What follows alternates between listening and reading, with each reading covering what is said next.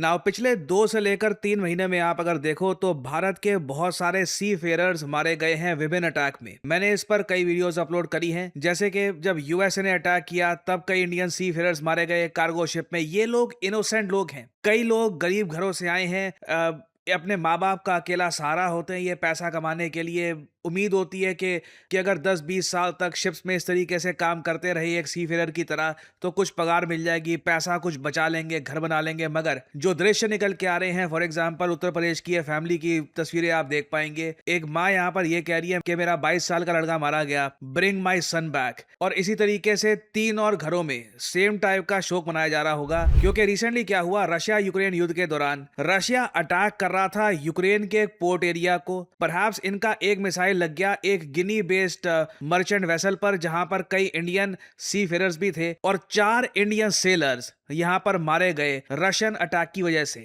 इस पे आपने कई आर्टिकल्स देखे होंगे। भारत ने इसका प्रोटेस्ट किया है। रशिया के जो एम्बेसडर हैं भारत में, उनको सम्मेलन किया गया, ऑफिशियली प्रोटेस्ट किया भारत ने कि ये अनएक्सेप्टेबल है, भारत इसको बर्दाश्त नहीं करेगा। मगर आप सोच कर देखिए, इंडियन सेलर्स पिछले कुछ महीनों में इतने सारे मारे गए हैं। कुछ मारे गए अमेरिकन अटैक में, कुछ मारे गए ईरान के अटैक में, कुछ मारे गए रशिया के अटैक में। और हर बार सेम कहानी देखने को मिलती है कि हम एम्बेसडर को सम्मान कर देते हैं, प्रोटेस्ट कर देते हैं कि देखो ये गलत हुआ है, ऐसा होना नहीं चाहिए। उसके आगे देखिए कुछ हम लोग रेपरकशंस नहीं दे रहे, कुछ आप कह लीजिए कुछ कॉन्सिक्वेंसेस, कुछ ऐसा नहीं है कि परिणाम हो कि आप अगर इंडियन सी फेरर्स, इंडियन सेलर्स को मार रहे हैं तो कुछ ना कुछ देखिए इसका दंड भी होना चाहिए। मेरे हिसाब से अब समय आ चुका है कि भारत के जो सी फेरर्स दुनिया भर में काम कर रहे हैं कार्गो शिप्स में, भारत के लिए विदेशी मुद्रा भंडार यहाँ पे कमा रहे हैं, क्योंकि काफी बार जो इनकी पेमेंट्स होती है ये फॉरेन करेंसी में होती है, ये भारत में ये पैसा लेके आते हैं कमा कर। इनकी प्रोटेक्शन के लिए हमें कुछ ना कुछ करना होगा। मैं नहीं मानता कि ये पॉलिसी ठीक है कि जो भी देश गलती से इंडियन सेलर्स को मार दे उसको बोल दे कि देखो आगे से मत करना, ये अनएक्सेप्टेबल है। कहीं ना कहीं we need to set standards. मैं आपको एक एग्जांपल देता हूं। आपने नोटिस किया होगा कि चाइना के इतने सेलर्स नहीं मारे जाते।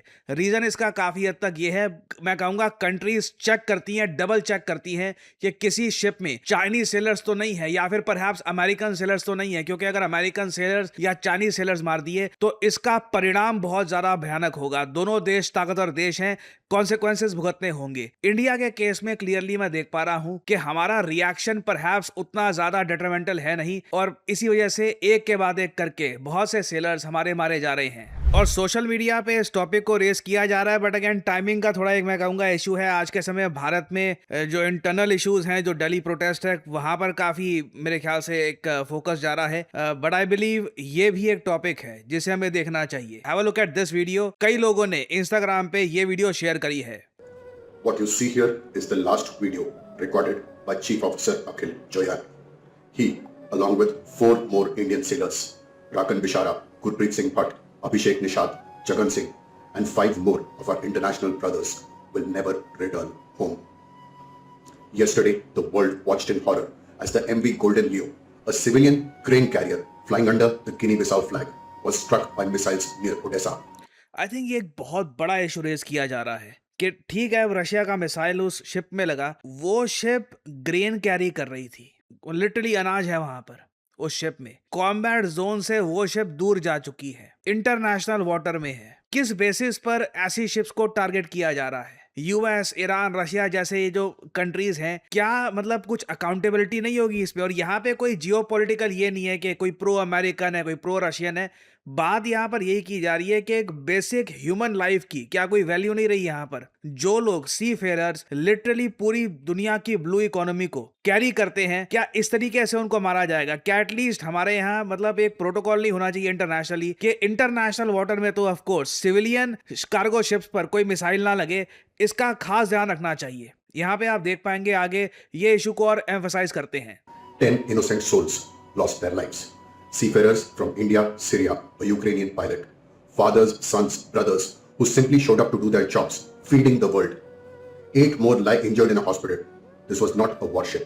This was a ship carrying hope in the form of grain, ambushed while leaving the combat zone. Carrying grain. These are the human faces of this conflict. Ordinary mariners caught in the crossfires, families shattered, lives extinguished over cargo and corridors. The sea has no borders, and yet our brothers and sisters at sea are paying the ultimate price. ये इन्होंने बहुत बड़ा एक point raise किया है कि international waters में कोई बॉर्डर नहीं होती, कोई सब कुछ ओपन होता है, मगर फिर भी हमारे सी फेरर्स ये प्राइस पे कर रहे हैं। परहैप्स अब समय आ चुका है कि भारत इस इशू को यूनाइटेड नेशंस पे रेज करे बाकी फ्रेंडली कंट्रीज के साथ, और इसमें मेरे ख्याल से बहुत से देश भारत के साथ खड़े होंगे। I believe Philippines, perhaps even China भी भारत के साथ खड़ा होगा इस मामले में, क्योंकि बहुत सारे चाइनीज सी फेरर्स भी आपको मिलेंगे कई शिप्स में। हालांकि मैं ये कहूंगा पिछले 3 से 4 महीने में एक भी चाइनीज सी फेरर की मौत नहीं हुई है। 17 इंडियन सेलर मारे जा चुके हैं, और ये नंबर अनफॉर्चुनेटली मुझको बोलना पड़ेगा हो सकता है बढ़ता रहे, क्योंकि यूक्रेन रशिया वॉर का कहीं से अंत दिख नहीं रहा। ईरान यूएस वॉर की अगर मैं बात करूं तो इस पर मैं एक अलग से वीडियो लेके आऊंगा बहुत ही जल्द। यूएस के एक फॉर्मर रिटायर्ड जनरल ने यह कहा है कि हो सकता है, क्वाइट पॉसिबिलिटी है कि ईरान यूएस वॉर 10 साल चले। तो अगर इस तरीके का एक वातावरण बनने वाला है इंटरनेशनल सी में, ये मिसाइल्स वगैरह ये लॉन्च होना ये आम बात हो जाएगी, तो परहैप्स अब नीड है कि हम एक प्रॉपर पॉलिसी के साथ अपने सी फेरर्स की प्रोटेक्शन पर काम करें। और ये पॉलिसी क्या हो सकती है? नाउ अगेन मैं आप सबसे रिक्वेस्ट करूंगा, अपने सुझाव भी कमेंट सेक्शन में मेंशन करिएगा कि भारत और क्या क्या कर सकता है अपने सी फेरर्स की सेफ्टी के लिए, क्योंकि लिटरली लोगों की जाने जा रही है यहाँ पर। We need to stop this. अभी के लिए आप अगर देखो तो भारत ने ये कहा है, भारत सरकार ने ये कहा है कि कई इलाके हैं, डेंजर जोन है, वहां पे वॉर चल रही है, उसको अवॉइड करो। जो स्टेट ऑफ हॉर्मुज है अब उसकी वॉयज अवॉइड करो। अब प्रॉब्लम यहाँ पर यही है कि ये कॉन्फ्लिक्ट को अब चलते हुए 100 दिन से ऊपर हो चुके हैं। ये कॉन्फ्लिक्ट कब खत्म होगी? अब कहीं ना कहीं भारत को ये डिस्कशन करना ही होगा ईरान, इजराइल, यूएसए के साथ कि स्ट्रेट ऑफ हॉर्मुज में क्या हम कार्गो शिप्स के लिए कुछ एक सेफ्टी कॉरिडोर बना सकते हैं, या फिर एटलीस्ट हम लोग एक अंडरस्टैंडिंग ये डेवलप कर सकते हैं कि ज्यादा बात है तो कार्गो शिप्स को आप रोक दोगे, मगर किसी कार्गो शिप पर आप मिसाइल से अटैक नहीं करोगे। सिमिलर टाइप की चीज परहैप्स हमको डिस्कस करनी चाहिए यूक्रेन के साथ, रशिया के साथ। और आई बिलीव भारत अगर ये मुहिम शुरू करता है, दुनिया में कई देश भारत के साथ खड़े होंगे। दूसरी बात हम यहाँ पर यह कर सकते हैं कि जो ये कार्गो शिप्स को ऑपरेट करती हैं कंपनीज, उनको ये साफ साफ बोल सकते हैं कि हर सेलर को आप ये फ्रीडम दोगे चूज करने की कि देखिए यूक्रेन रशिया की वॉर का एरिया पास आ रहा है, हरमुज पास आ रहा है, आप चाहें तो बिना सैलरी में कट लिए ऑप्ट आउट कर सकते हैं कि मुझे इस इलाके में नहीं जाना। काफी बार देखिए जो ये सी फेरर्स हैं, कंपनी कॉन्ट्रैक्ट के प्रेशर के अंडर भी यहाँ पे ऐसी वॉयजेस करते हैं, ऐसी लोकेशंस में इनको जाना पड़ता है। तो एक सिस्टमैटिक तरीके से हमें इंश्योर करना होगा कि हमारे सी फेरर्स एक ज्यादा परहैप्स सेफ एनवायरनमेंट में काम करे। नहीं तो मैं आपको साफ साफ बता दूं, इन द फ्यूचर कई लोग इस करियर में जाना बिल्कुल पसंद नहीं करेंगे, क्योंकि लिटरली एक आदमी अपनी जान गंवा सकता है। तो प्लीज यहाँ पे मैं जानना चाहूंगा आपका ओपिनियन, शेयर करिएगा अपने थॉट्स कमेंट सेक्शन में, और अगर हो सके तो इस वीडियो को शेयर भी करिएगा। ये एक बहुत इंपॉर्टेंट टॉपिक है that India needs to raise.